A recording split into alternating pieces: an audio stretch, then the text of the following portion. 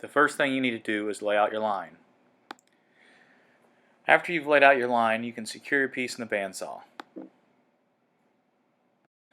Now, once you have your piece in the bandsaw, you want to make sure that your line lines up with the blade. To adjust the bandsaw up or down, you're going to use this lever right here. In line, it will allow the bandsaw to go down. Sideways, it will stop it. There's also a knob at the top that you can adjust that will control how fast or slow the bandsaw will go down.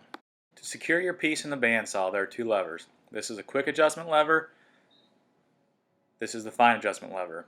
You want that to be all the way down. Get it close and then lock it down with the fine adjustment lever.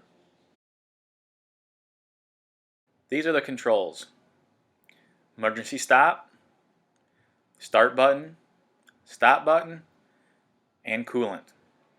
First thing we need to do is turn on the coolant.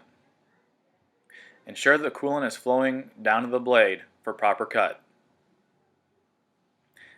Now that you are sure the coolant is going, turn on the saw.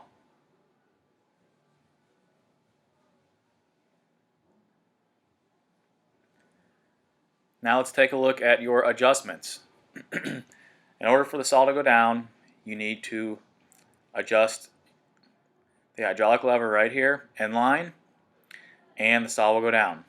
Ensure that you're not going too fast or too slow. A good way to tell this is if you're going too fast, the saw will bind up and the blade may even stop. If you're going too slow, you might start to see smoke and the part will be getting hot.